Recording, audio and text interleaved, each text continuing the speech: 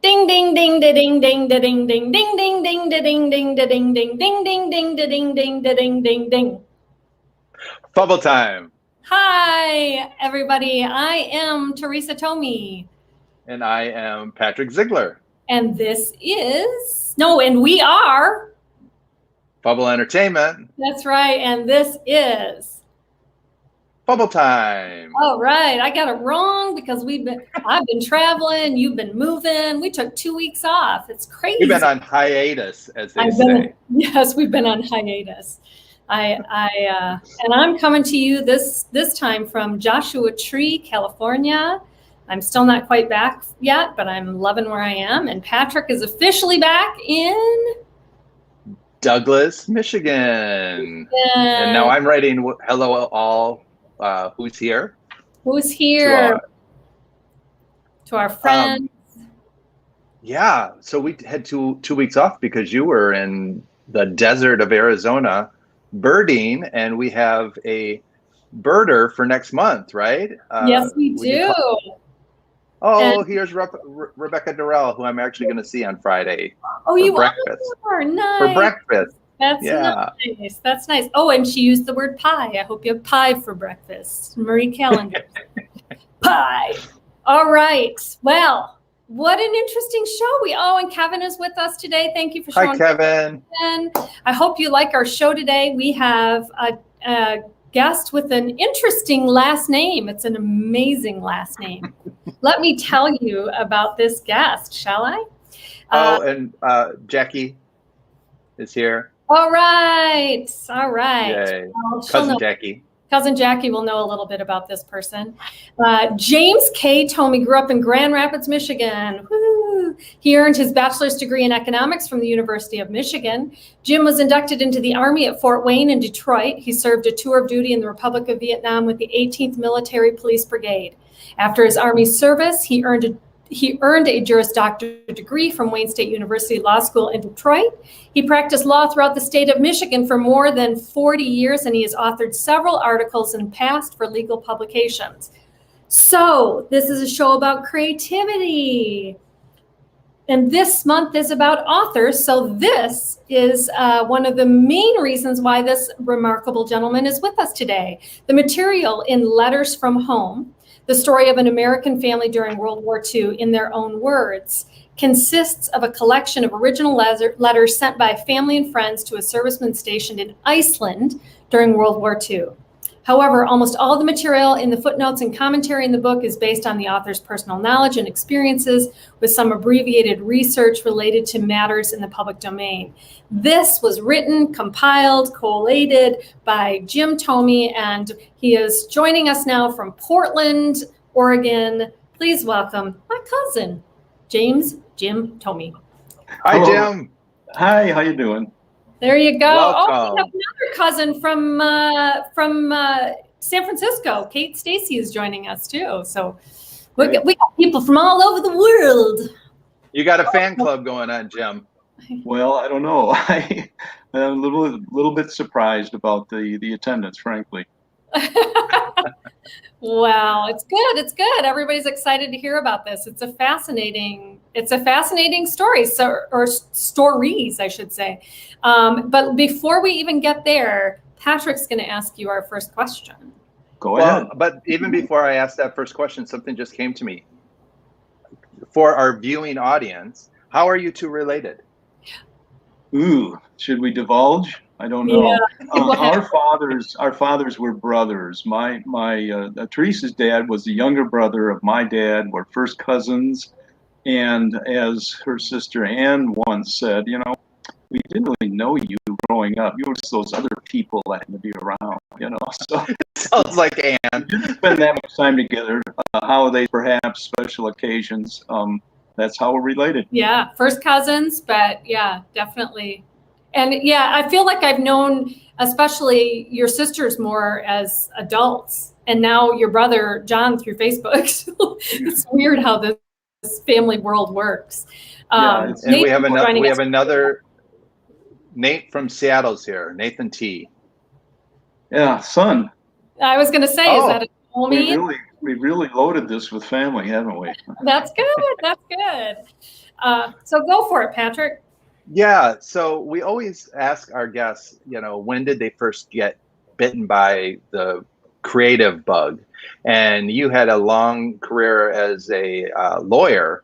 When did you start dabbling into this world of being an author?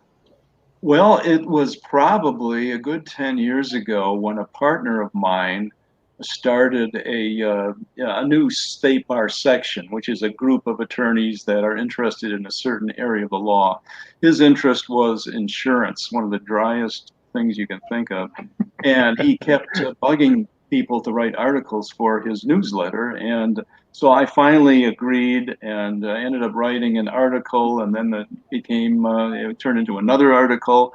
And I kind of enjoyed the subject matter, and it takes an effort to make insurance interesting. It really does. So that's kind of how it all started. And this project started when my aunt, one of my aunts, of the sister of the serviceman to whom the letters were written, saved a number of the letters that were written to him, and she passed those on to one of my sisters, who kept them and ended up sending copies to me. And since I retired from the law, and as they say, the law is a jealous master, it takes up a lot of your time. Yeah. And since I retired, though, I had some extra time, and I thought, gee, it'd be kind of nice to retype these and to put them together and see what comes out. And so that was probably a year-long project, and it was kind of fulfilling. So, but you typed them and said, let's see what comes out. I mean, did you go into it going, there's a story here, or did you go, at what point did the aha happen where you went, this is going to be more than just me typing letters? It was probably a third of the way through. And I started seeing references to places that I knew as a child, the people that I knew as a child, and the letters, some of the terms, some of the places, some of the people in there needed some explanation. So that's when it turned into a project of sorts. The footnotes, there's hundreds of footnotes explaining different places, different people, different events, and things of that nature. And some of them were interesting because I had actually visited just about every place mentioned in the letters. Oh, wow. Including several tours at the B-24 bomber plant at Willow Run in Detroit. I had a legal matter arising out of that plant and spent a lot of time there. So that was kind of a connection to some of the subject matter in the book. So before we get into a few more of those questions, and this is for my certainly personal benefit, and I'm just curious, how does the relation thing work? Because there's Hermans and there's Thomes, and the Hermans and Thomes intersect before the Hermans and Thomes intersected, right? Yeah, that's a little complicated, but I'll try to explain it. There was in the prologue to the book, I explained that there were initially 4 sisters that grew up in Grand Rapids, and their last name was Tyson. Yes. And one of those Tyson sisters married a Thome who lived in Detroit. That Thome, whether he's related to you and I, nobody seems to know. But that's how the names got sort of connected. So those Thomes had a number of children, and those children had tons of children. And so somehow and one of the Tyson sisters married a Herman. So that's how the Hermans and the Thomes got connected. But I don't think it has much to do with our side of the family. It was just a separate branch of some tree that's ancient, perhaps. That's so funny, because I was like, I even went on Ancestry.com and I was trying to figure out, I'm like, now who's Edward Thome, and is that because Leo had an Edward Thome? Anyway, this is the interesting thing about historical content too. It does put you down different pathways, and you get lost into research and trying to find things. Did you freeze, Pat? Oh no, you didn't freeze. No, I was looking at, well, because for people that are going, why are they talking about this relationship thing? Because I said to Teresa earlier, these come from your mother's side, right? So it's actually Yes. not a relation to Teresa. Right. And Right. then she was like, well, no, it kind of is because there's this Thome thing going on and everything. Well, but we ahead. never figured out that connection. I don't think anybody has ever figured out that connection as to why there was a Thome in Detroit who married a Tyson and this sort of thing. But as I explained initially, I didn't want this to be a genealogical study. Right. I want it to be a story about people who lived during World War II and the so-called greatest generation, the things that they went through, the sacrifices that they made.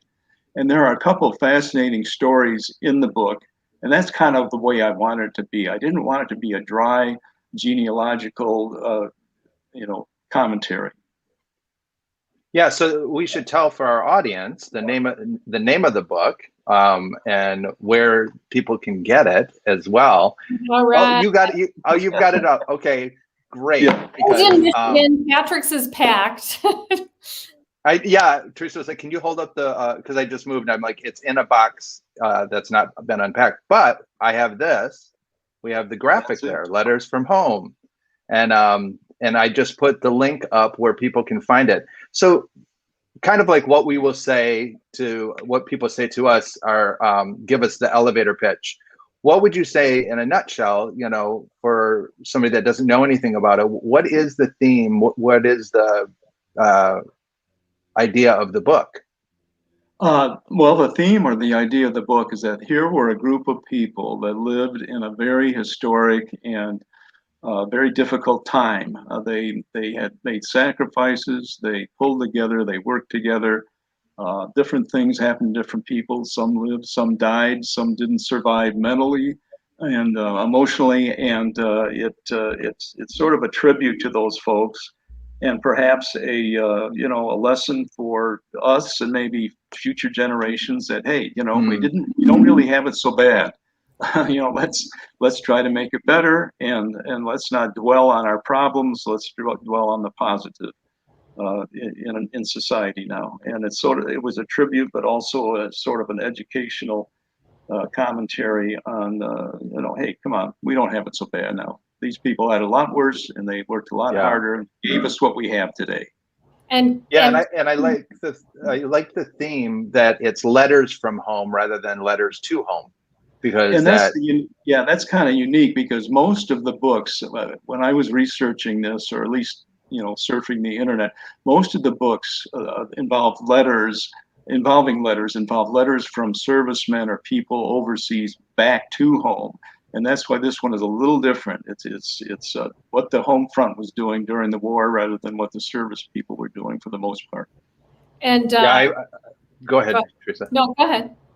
I just real quick, I've always been fascinated. My mother had letters from, I don't know the relation, but from the Civil War, from a relative of ours. And I've got those letters now, and I just love reading them, and just the description of the the camp that the military camp that they were in, and the hearing of the other side late in the evening.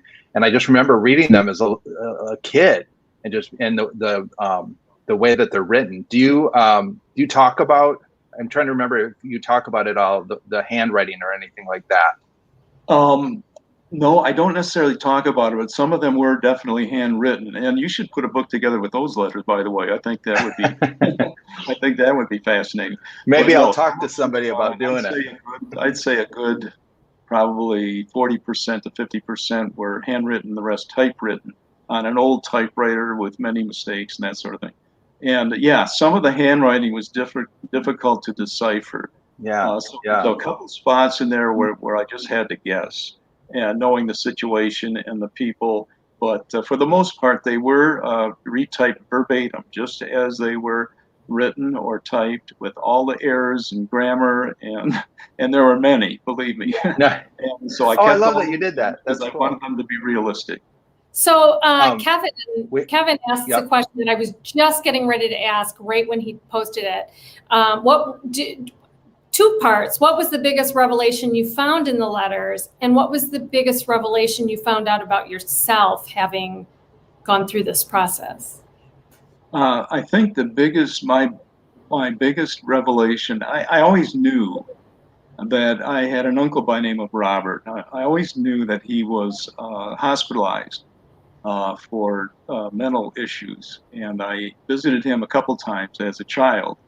But I never really knew the entire story about him, how he was shot down in a B-24 bomber, how he was one of the 3 survivors of that flight, how he visited the other the families of the others who did not survive, and how he developed post-traumatic stress disorder as a result. In my legal career, I ran into a number since 1975. My legal career, I've encountered a number of people that claim they had post-traumatic stress disorder, and I studied it for years.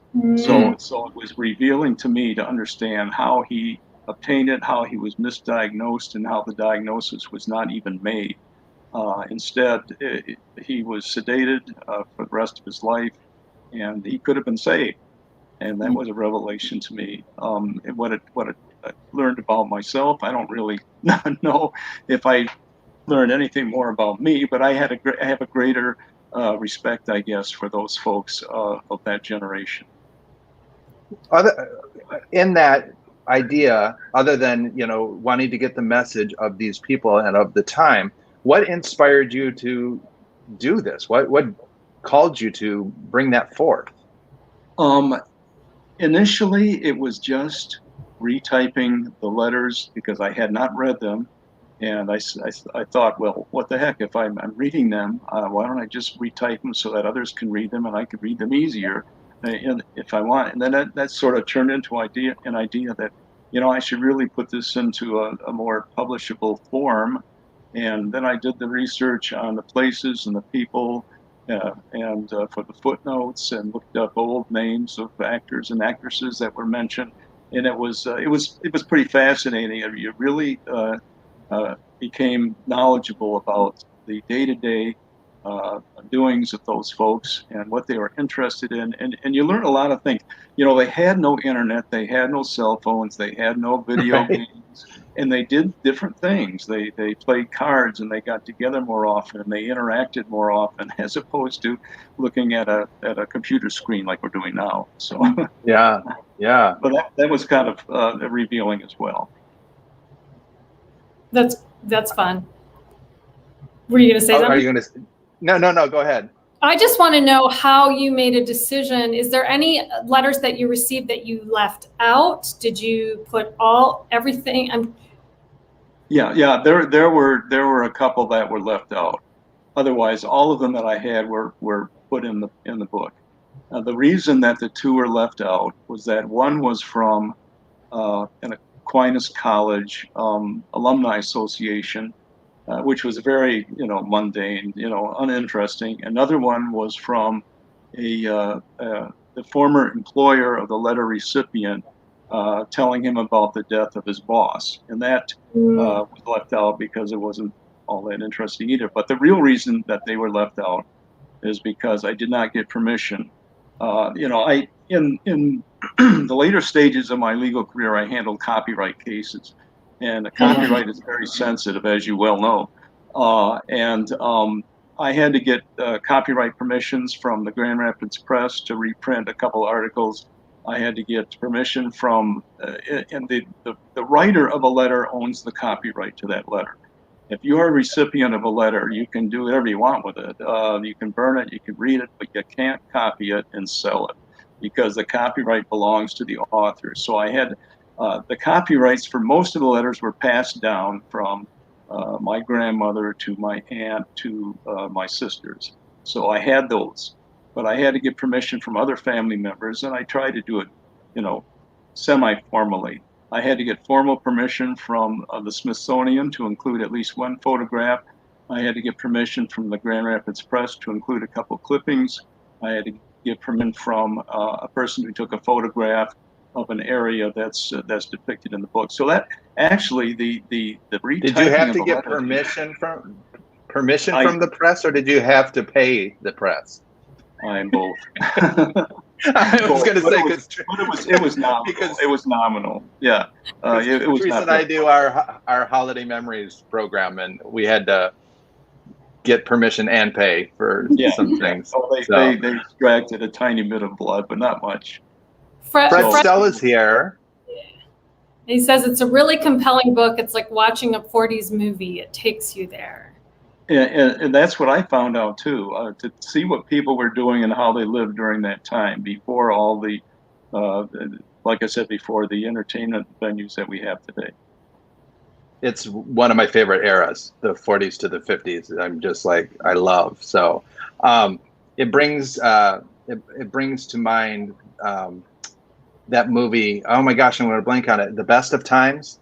Is that what it's called? Where the best years of our lives. Best years of our lives.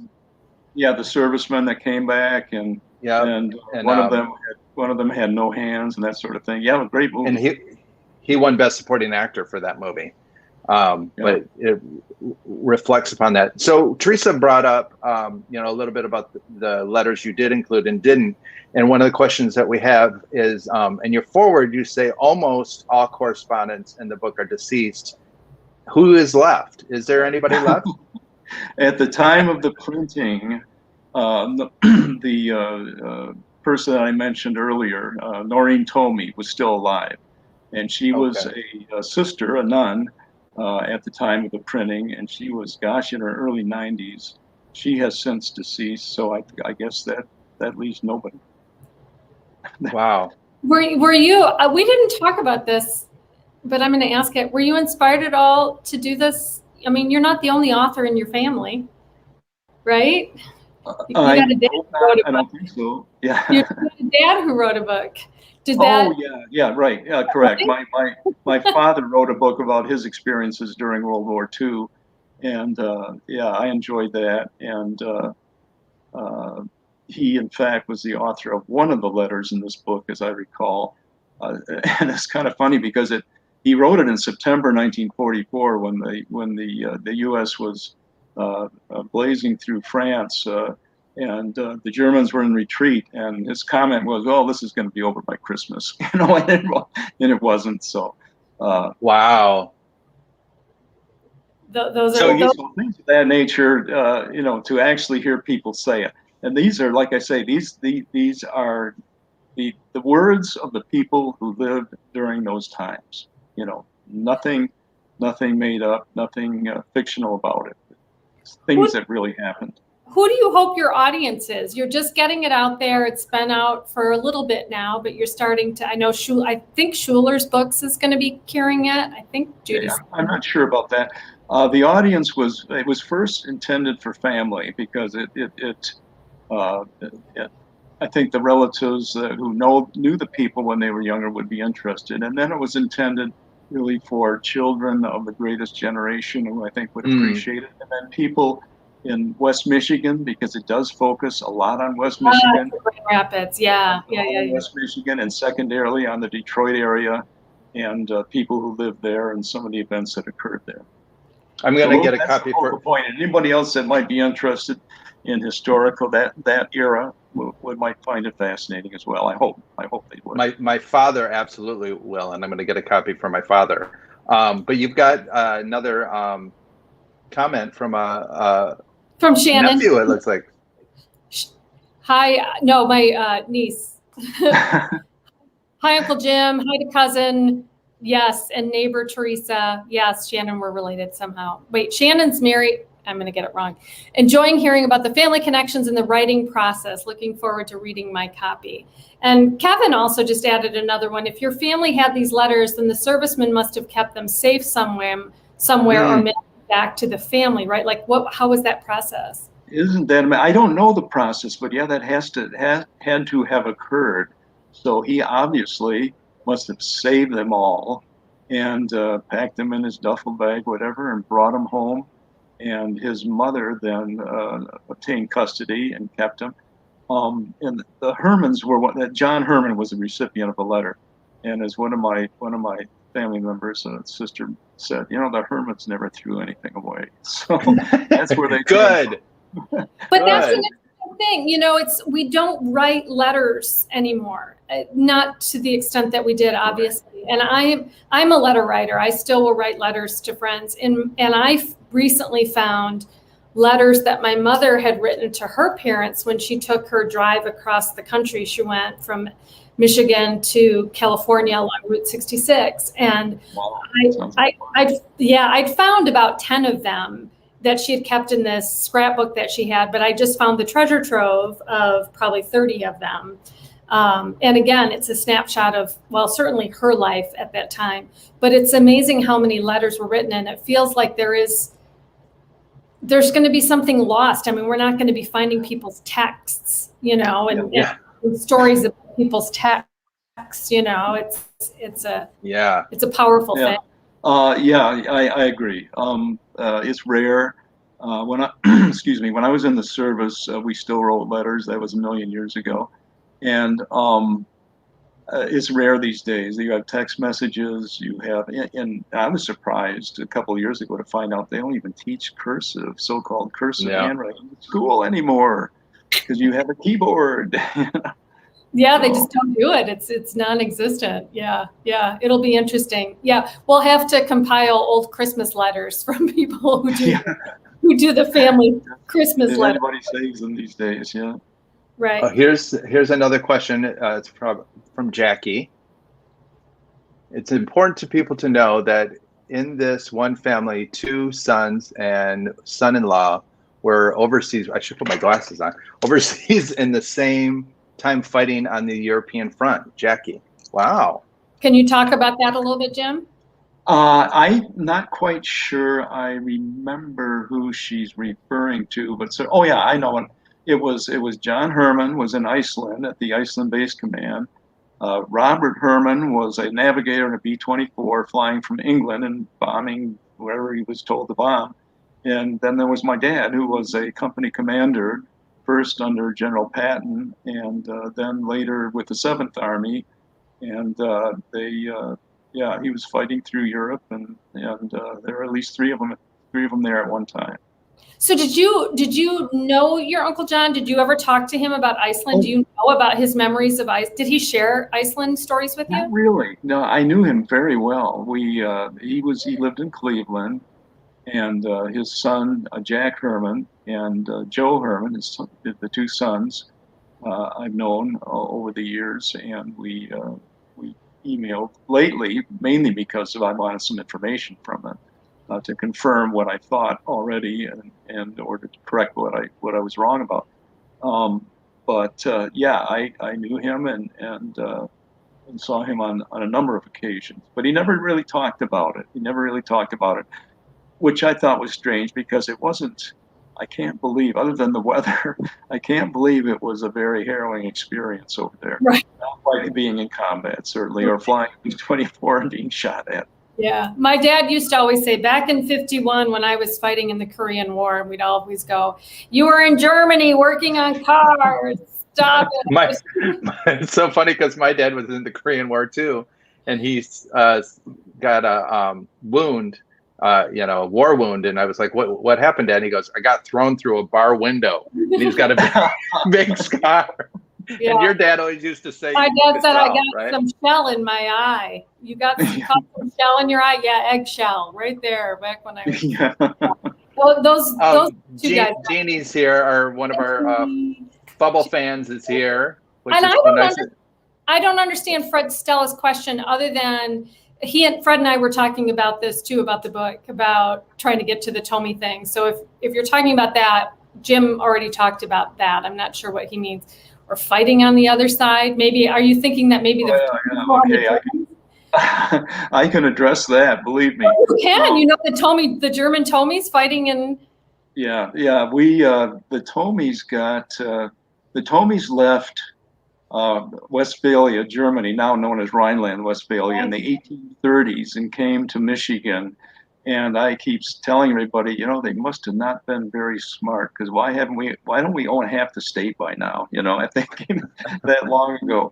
And so the next thing I thought is, the aristocrats that kicked him out of Germany suffered because we came back and took care of them. But no, in my dad's book, he refers to when they were fighting in northern France into Germany.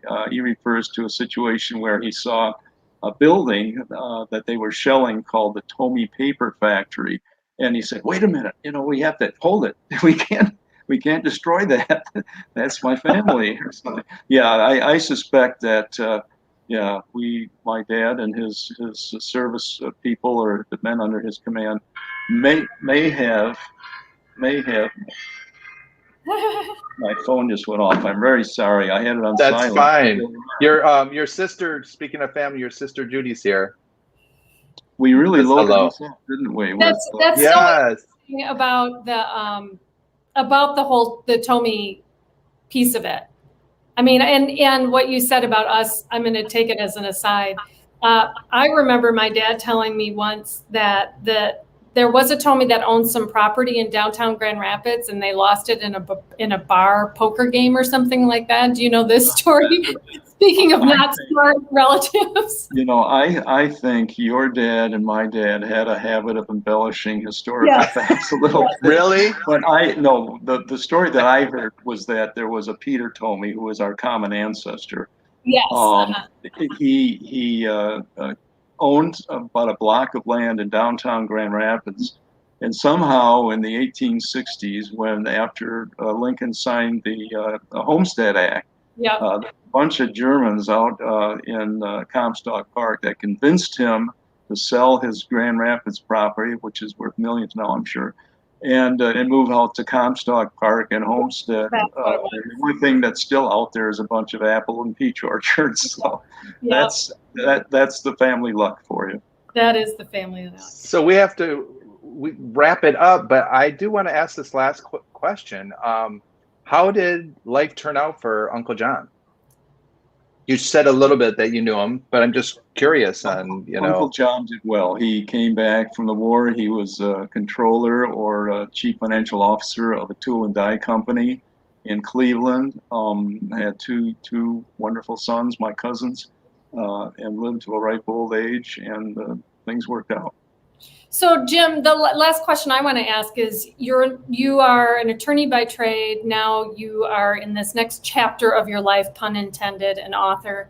What advice would you give somebody else who might be living a very career-oriented life to pursue a creative side? Do you have any thoughts about that? Oh boy, just try to set aside the time to do it. Try to maybe decrease time spent on unproductive activities, and of course, pay attention to your family, but just do it. Those are words right out of the book, The Artist's Way. Do you know the book, The Artist's Way? Do you know that book? I haven't read it. Yeah, I mean, it's one of the things that they say, rather than watching or reading other people's projects, write yours or create your own. Excellent advice. Well, this was great. I love done that. I knew Patrick would love that too. Is this our first family? Oh no, we had Fred, Stella, and but not family, family. That way. This is the first family connection I think we've had on here. So this was great. I appreciate it. Yeah.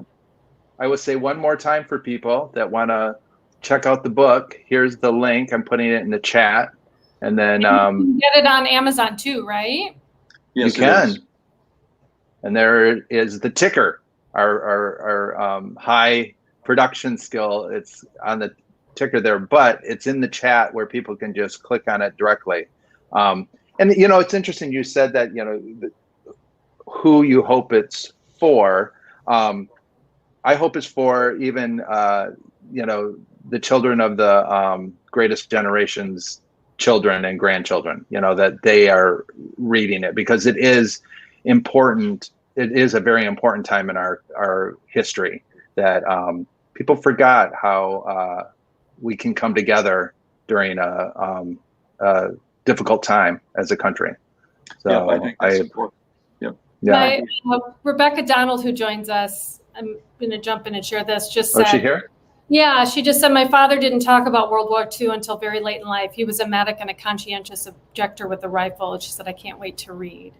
So I think you'll appreciate, she's not from Grand Rapids area, but I think she'll appreciate that story. So, well, Jim, thank you so much for joining us. Well, thank you very much for having me. It was great. We're going to send you to the green room. I'm gone so long. Thanks Bye, Jim. for being with us. Well, that was very fun. I know. I look forward to finishing it. I was in the middle of my move, so I it know. was like I'm because you know me. I love this era and I love these kind of stories. So, so we have a month coming up of Pride. Prideful creatives, I think we'll call it, but it is Pride for the LGBTQIA plus community. And so we are going to have some people that fall in those rainbow letters. Those letters.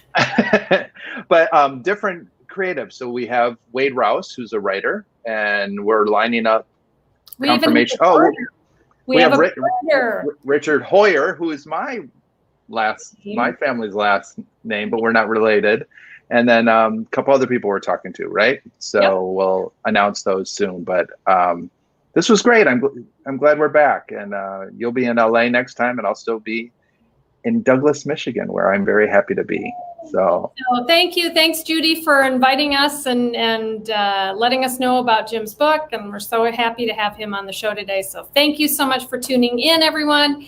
And support his endeavor by purchasing his book. Yeah, do that. Do it. Do it. Do it. Do it. And as we say, gotta go. Gotta go.